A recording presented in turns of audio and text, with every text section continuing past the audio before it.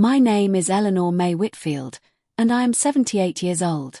For most of my life, I was nothing more than a mother with calloused hands, a tired back, and a heart full of love for my only child, Caroline. I raised her in a little 2-bedroom house in Springfield, Illinois, after her father died in a factory accident when she was just 5. I worked 2 jobs, waitressing by day, cleaning offices by night, just so she could have piano lessons, new shoes for school, and later, the chance to go to college. I never complained. Every wrinkle on my face is a story of sacrifice, and every ache in my bones is proof of love. When Caroline married Douglas Harper, I thought I'd finally have peace. He was polished, charming, a man who spoke with confidence, who worked in finance and promised to take care of Caroline the way she deserved. I wanted to believe him. I prayed he was the answer to every prayer I'd whispered alone in my kitchen at night. At first, he played the role well, bringing me flowers on Mother's Day, pulling out chairs for me at family dinners, even calling me Mom. But slowly, things began to change. It started with little comments. Maybe you shouldn't be climbing the stairs so much, Eleanor. Or, Caroline and I need our space, maybe you could spend more time at the senior center. I brushed them off. I told myself he was just trying to help, that he didn't mean harm. But there was a tone in his voice, something sharp, something impatient, that unsettled me. The day everything cracked open was a Sunday morning. I was in the kitchen, frying bacon and scrambling eggs, the way Caroline loved since she was a little girl. The sunlight streamed through the window, catching the steam rising from the pan. Caroline was upstairs still getting dressed, and Douglas walked in, his footsteps heavy, his face tight. He didn't sit down. He didn't even say good morning. He leaned against the counter, arms crossed, and said in a voice so cold it made my knees tremble, "Eleanor, you can't keep living here. You're in the way." I froze, the spatula slipping from my hand. The bacon hissed in the pan, but all I could hear was the pounding of my heart. I tried to laugh it off, to ask what he meant, but his eyes didn't soften.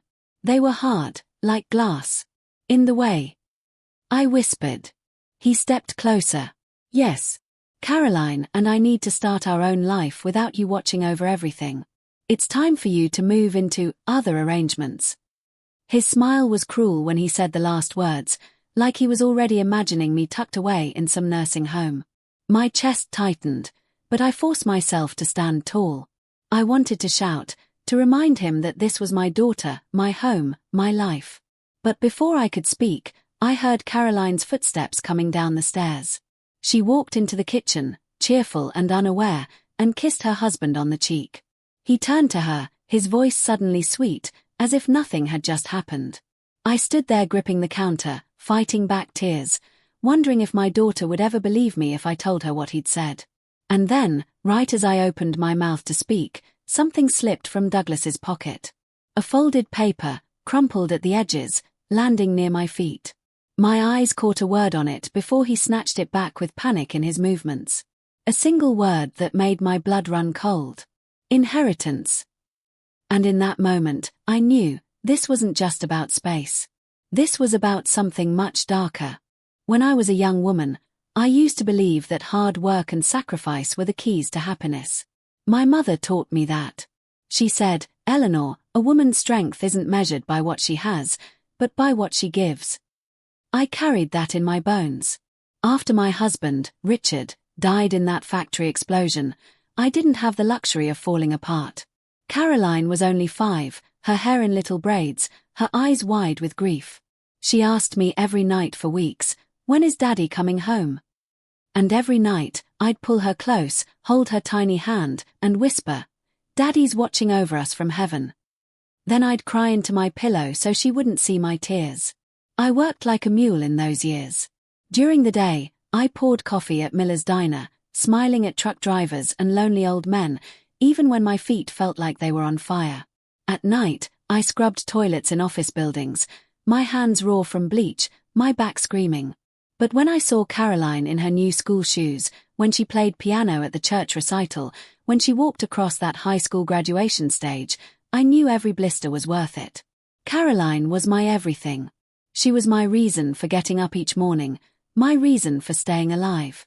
And for the longest time, I thought she felt the same way about me. But life has a cruel way of shifting. It happened the year she went to college. She met Douglas at a business seminar in Chicago. She came home glowing, like she'd found her prince. "Mom, he's so smart, so ambitious, so perfect." She laughed like a schoolgirl, and for the first time in years, I saw her dreaming big. I wanted to be happy for her. I truly did. When I first met Douglas, I admit, I was impressed. He wore suits that looked too expensive for his age, spoke with the confidence of a man twice his years, and carried himself like he owned every room he entered. He was attentive, generous, and so polite. He would take my hand and say, "Mrs. Whitfield, you raised a wonderful daughter. I'll take care of her now." At the time, I didn't see the shadow behind his smile. But little things began to change once they were married. Caroline visited less often, phone calls grew shorter, and when I did come by their home, I noticed Douglas always seemed to insert himself between us. If Caroline and I sat together laughing, he'd interrupt with a story or remind her of some urgent thing they had to do. It was like he couldn't stand seeing her attention on me. The first time I truly felt the shift was one Christmas. I had saved up money from my pension to buy Caroline a special necklace. A small gold locket with Richard's photo inside, something to remind her of her father. She opened it, her eyes filling with tears. But before she could even thank me, Douglas leaned over her shoulder and said, "That's sweet, but maybe a bit outdated. You don't really wear gold, do you, Caroline?" She hesitated, laughed nervously, and placed it back in the box. My heart cracked in two. I told myself it was nothing. I told myself I was being oversensitive. After all, Caroline was happy. That was what mattered. But over the years, his words chipped at me, his stares cut through me, and slowly, my daughter, the same girl who once clung to me during thunderstorms, began slipping away. Now, standing in that kitchen decades later, with that word inheritance burning in my memory, I realized something chilling. All the years I'd spent breaking my back to build a small savings, all the careful planning so Caroline would never have to struggle, Douglas must have known. And maybe, just maybe, he'd been waiting for me to get weak enough to take it all. And in that moment, I asked myself a question I never thought I'd ask about my own flesh and blood. Was Caroline already choosing him over me? The first time I truly saw Douglas's mask slip was on an ordinary Tuesday evening. Caroline had invited me for dinner. I baked my famous apple pie, Caroline's favorite since she was little, and carried it carefully into their suburban home, a place that looked like something out of a glossy magazine. Granite countertops, stainless steel appliances, not a thing out of place. It felt more like a showroom than a home. Caroline greeted me at the door with a warm smile, wrapping her arms around me. "Oh, Mom, you didn't have to bake. You spoil us." For a moment, I felt the old closeness, the bond we once had. But then Douglas walked in. His eyes landed on the pie box, and he gave the kind of smile that doesn't reach the eyes. "Homemade?" he asked, his tone just a little too sharp. "Yes," I said, setting it gently on the counter. "Caroline always loved my apple pie. Thought it'd be a nice treat." He chuckled, but it wasn't a kind sound. "Well, let's hope it's not too sweet. Caroline's trying to watch her sugar." Caroline glanced at him, then at me, and forced a small laugh. "Oh, it's fine, Doug." But she didn't look at me when she said it. My chest tightened, like someone had squeezed the air right out of me. At dinner, I tried to join the conversation, asking Caroline about her work, about her piano playing, about whether she still had time to garden like she used to. But every time she began to answer, Douglas would redirect her. "She doesn't have time for that anymore, Eleanor. She's busy managing real responsibilities." He said it with a smirk, as if my questions were childish, unimportant. I sat there quietly, chewing my food, wondering when I had become a guest instead of family. After dessert, yes, they both ate the pie despite his comments, Douglas leaned back in his chair, folding his arms. "You know, Eleanor," he said casually, "this house is starting to feel a little crowded. Don't you think it's time you considered other living options? There's a really nice retirement community just a few miles away. Caroline and I could help you look into it." The fork slipped from my hand and clattered onto the plate. Caroline's eyes darted to mine, but she didn't speak. My heart pounded so loudly I thought it might burst out of my chest. I took a breath. This is my daughter's home. If Caroline wants me here, then I belong here. Douglas's smile thinned, his eyes narrowing just slightly. Of course, Eleanor. I was only thinking of your comfort. You deserve peace and quiet, don't you? But I heard the venom under his words. And for the first time, I saw it clearly. He wanted me gone. That night, lying awake in the guest bedroom, I stared at the ceiling and thought of all the years I had carried Caroline on my back, through sickness, through poverty, through loss. And now, here I was, treated like a burden in the one place that should have been my safe haven. But what cut deeper than Douglas's cruelty was the silence from my daughter. Caroline, my sweet Caroline, sat there and said nothing. And in that silence, I realized something terrifying. Douglas wasn't just trying to push me out. He was trying to erase me. The next morning, I woke up with the heaviness of the night before still pressing on my chest. I made my way downstairs, careful with my aching knees, and found Douglas already in the kitchen, scrolling on his phone with a cup of coffee. He didn't even glance at me. For the first time in years, I didn't greet him. I simply poured my own cup, sat at the table, and watched him in silence. It was strange, just sitting there, not speaking. But I realized something. Silence made him uneasy. He shifted in his seat, cleared his throat, and finally muttered, "Sleep well." I only gave a small nod. For once, I didn't fill the air with kindness to make him comfortable. That tiny act felt like a victory. Later that week, Caroline had to work late, and I was left alone in the house with Douglas. Normally, I'd retreat to the guest room or busy myself with knitting, but something told me to stay alert. I lingered in the living room, pretending to read, when I noticed him at the desk in the corner. He was rifling through papers, stuffing documents quickly into a folder. His movements were rushed, almost frantic. Curiosity burned inside me, but I stayed still, my eyes hidden behind the book. A flash of bold lettering on one of the envelopes caught my attention before he tucked it away. Whitfield Savings and Loan, my bank. My pulse quickened. Why would he have papers from my bank? When he realized I was watching, he slammed the drawer shut and forced a smile. "Just work stuff," he said too quickly. Then, in an almost mocking tone, he added, "You really should rest more, Eleanor. At your age, it's dangerous to stay up this late." I smiled faintly, but inside, my blood boiled. "Dangerous," he said. As if I were fragile, breakable. As if he was already planning my disappearance. That night, as I lay in bed, I made a decision. I wasn't going to let him shove me into a corner. I wasn't going to be erased like some unwanted memory. I had given too much, sacrificed too much, to let a man like Douglas write the end of my story. So I began my quiet resistance. I started keeping a small notebook hidden in my purse. Every little thing I noticed, every cruel remark, every suspicious envelope, every time Caroline looked away instead of speaking up, I wrote it all down. Dates, times, details. A record that one day, I knew, would matter. And when Douglas spoke to me like I was nothing, I smiled politely, nodded, and pretended not to notice. Because sometimes the strongest weapon a woman can wield isn't her voice, but her silence. Silence that listens. Silence that gathers. Silence that waits. But deep in my heart, I knew silence alone wouldn't save me. Something bigger was coming. Something I wasn't yet ready to face. And I had no idea that the first crack in Douglas's armor would appear sooner than I expected. Right in front of Caroline. It was a Friday evening when the first real crack showed in Douglas's perfect mask. Caroline had invited me to join them for dinner again. I wasn't eager, I never was anymore, but something in my gut told me to go. I brought along my notebook, hidden carefully in my purse, just in case.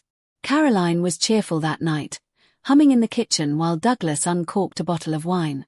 I sat at the table, folding napkins, watching them move around each other. From the outside, they looked like the picture of a perfect couple, him handsome and confident, her glowing and content. But I knew better. We sat down to eat, and the conversation started light. Caroline asked me about my doctor's visit, and before I could answer, Douglas cut in. "Your mother's fine. Caroline. She worries too much about every little ache. Caroline frowned. Doug, let her speak for herself. I caught the flicker of annoyance on his face, and I smiled softly, grateful for that tiny defense. But Douglas wasn't done. He leaned toward Caroline, lowering his voice like I wasn't even at the table. Honestly, Caro, your mother should be thinking about retirement homes. It's selfish of her to keep clinging to our lives like this. She needs round-the-clock care, not us babysitting her. The words hung in the air like a poison. My fork trembled in my hand, and for the first time, Caroline's face changed. Her jaw tightened, and she set down her glass. Douglas, she said firmly, that's enough. He chuckled, trying to brush it off. I'm only being practical. She's old. Caro. You can't keep carrying her. I watched my daughter's eyes, searching for that little girl I once raised, the one who clung to me during thunderstorms. And for the first time in years, I saw something flicker there, doubt. Doug, she said slowly, sometimes you sound cruel. He opened his mouth to argue, but just then, his phone buzzed on the table. A message lit up the screen, the brightness catching both our eyes. I hadn't meant to look, but I couldn't help it. It wasn't a name that appeared, it was a bank notification. Whitfield Savings, withdrawal confirmed. My bank. My name. My savings. Caroline saw it too. Her brows furrowed as she reached for the phone, but Douglas snatched it up so fast his chair screeched against the floor. He forced a laugh, though his face had gone pale. Work thing, he said quickly. Don't worry about it. But Caroline's eyes stayed locked on him, confusion written all over her face. And in that silence, I felt a spark of something I hadn't felt in a long time. Hope. Because for the first time, my daughter had seen the mask slip. The night of the bank notification burned itself into my memory. I could hardly sleep, turning the moment over and over in my mind. Douglas's pale face, his sudden laugh, the way Caroline's brow furrowed like she was finally beginning to see what I had known all along, it all replayed in the dark. By morning, I had made up my mind. I wasn't just going to wait for him to destroy me. I was going to find out exactly what he was hiding. The next day, while Caroline was at work and Douglas claimed he was running errands, I went into the small office at the back of the house. It wasn't snooping, it was survival. My hands trembled as I pulled open drawers, careful to leave everything exactly as I found it. That's when I saw them. Envelopes. Stacks of them, tucked under a folder labeled investments. They weren't his accounts. They were mine.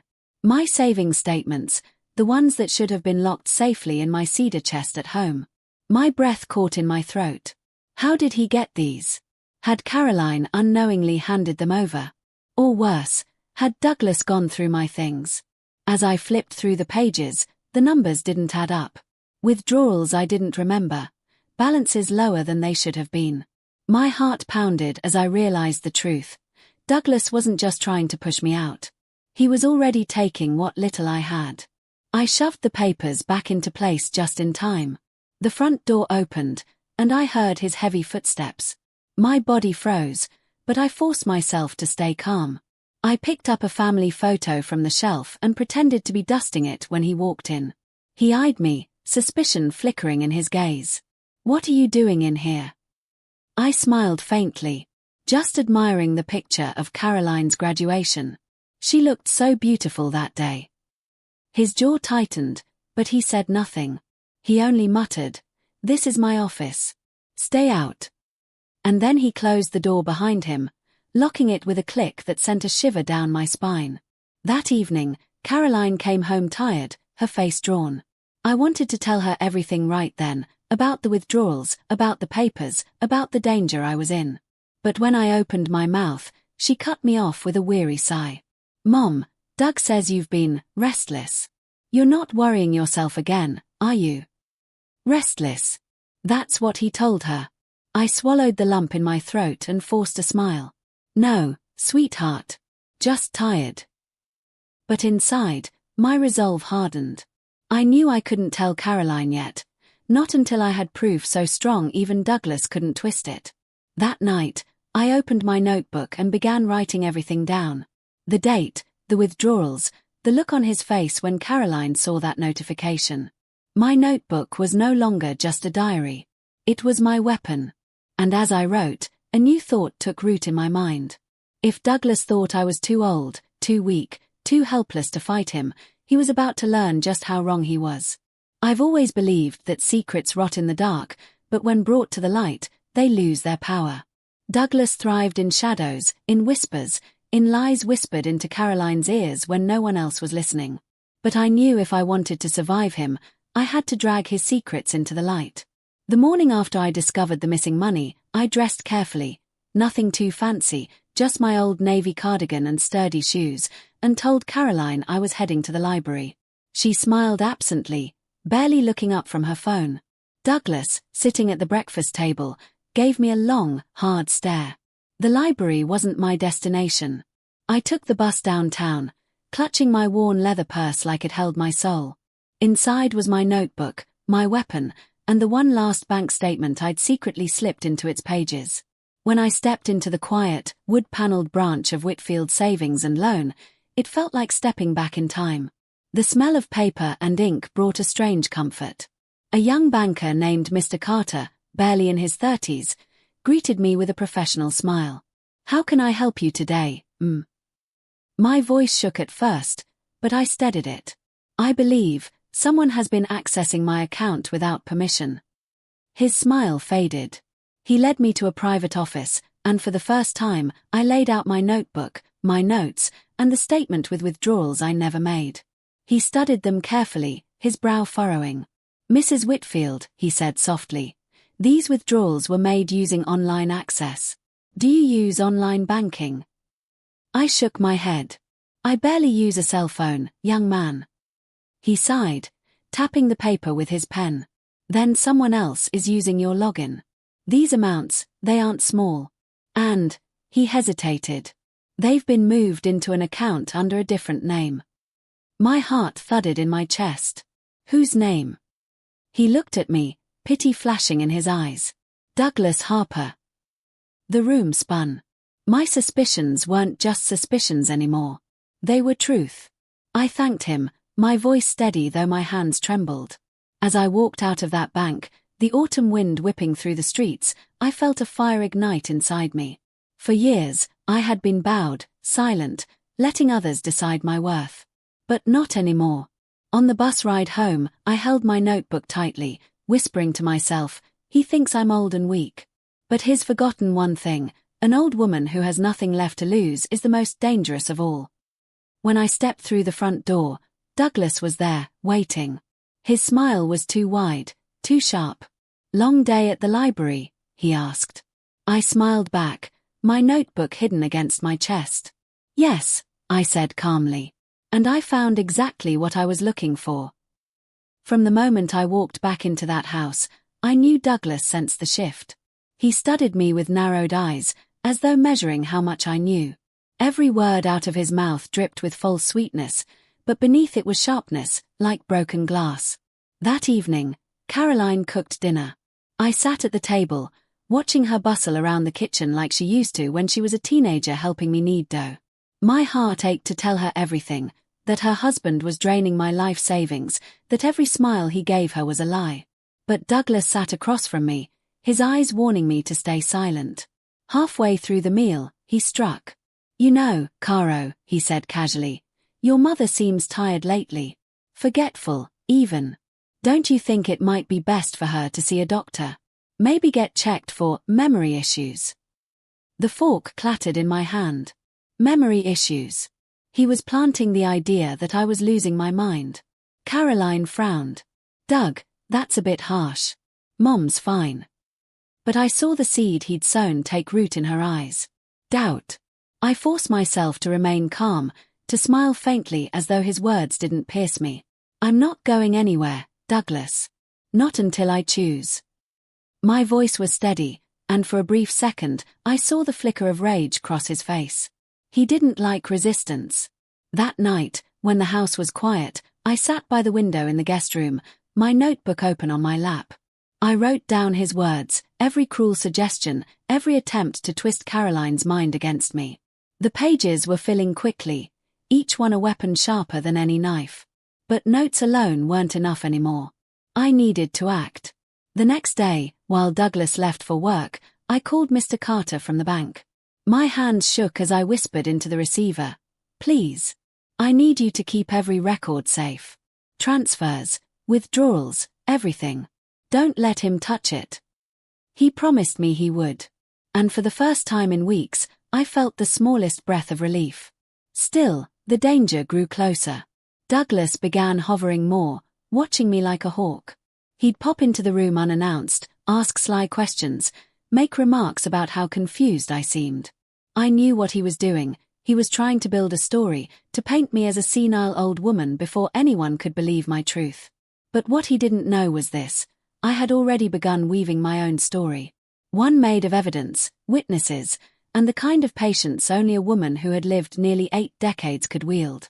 And soon, very soon, I would tell it. But before that day came, I would have to endure one more betrayal, this time from the very person I had sacrificed everything for.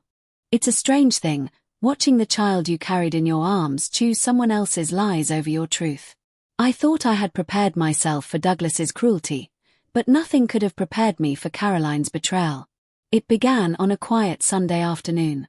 I was folding laundry in the guest room when Caroline walked in, her face pale, her lips pressed tight like she was holding back tears. She sat on the edge of the bed, smoothing the quilt with shaking hands. "Mom," she whispered, "Douglas says you've been confused lately. That you've been imagining things." I froze, the towel slipping from my hands. "Imagining things?" I asked.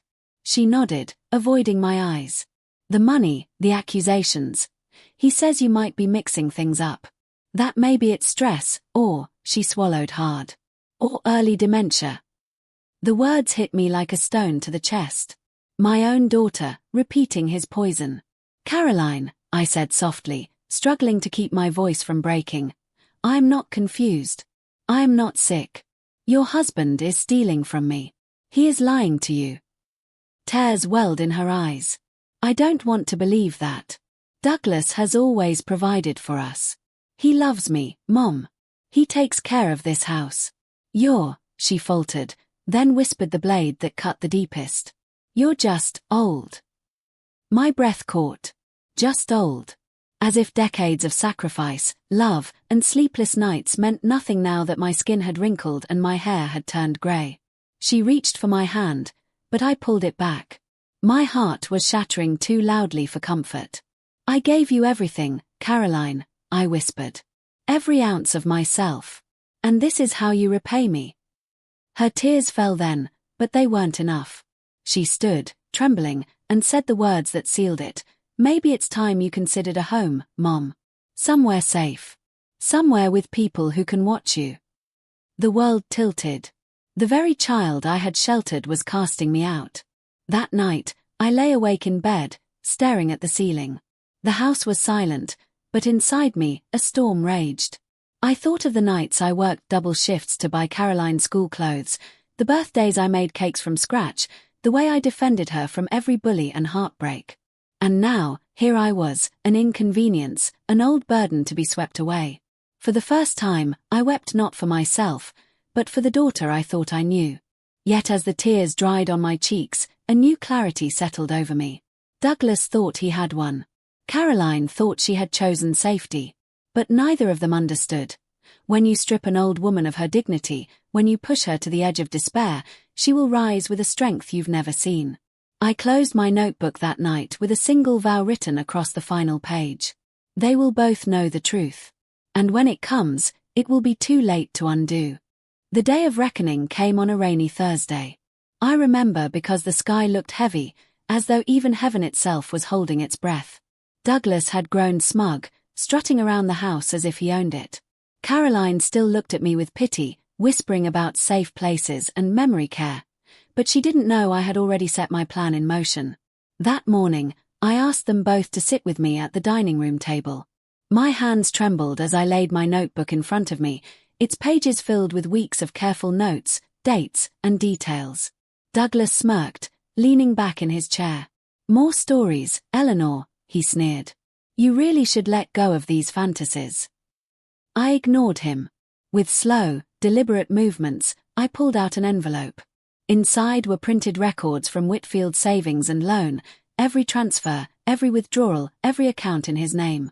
Mr. Carter had done exactly as he promised. "Caroline," I said, my voice steady though my heart pounded, "this is the truth your husband didn't want you to see." She frowned, glancing at Douglas, who shifted uncomfortably. I slid the papers across the table. Her hands shook as she read them, line by line. The color drained from her face. "Douglas," she whispered, "these are your accounts." He laughed, too loudly, too harshly. "Forgery. She's confused, Caro, she doesn't." But I cut him off. "I am not confused. I am not sick. I am your mother, Caroline. And I will not be erased." I reached into my purse and placed my phone on the table. With one tap, the screen lit up. A red dot glowed in the corner. I had been recording every word since we sat down. For a moment, silence pressed heavy around us. Then Caroline turned to him, tears streaming down her cheeks. "You lied to me. You used me. You made me doubt my own mother." Douglas's mask cracked, rage boiling through his fake charm. He slammed his fist on the table, but it was too late. Caroline's eyes were open now. Later that evening, when the police car pulled into the driveway, Douglas shouted and cursed as they led him away in handcuffs. Fraud. Theft. Elder abuse. His empire of lies collapsed in one night. Caroline stood beside me on the porch, her face pale, her hands trembling. "Mom," she whispered, "I don't deserve your forgiveness." I looked at her, the daughter I had raised, the daughter who had wounded me deeper than anyone else could. My voice was tired but strong. "Forgiveness isn't a gift, Caroline. It's a choice. And maybe, one day, I'll find it in me. But not tonight." The rain had stopped. The world felt strangely quiet. That night, as I lay in bed, I didn't feel small or powerless anymore. I wasn't just someone's mother, or someone's burden. I was Eleanor Whitfield. A woman who had been underestimated, silenced, betrayed, but not broken. And as I drifted to sleep, I smiled to myself, because I knew the truth had finally come home. Please like Thai video and comment.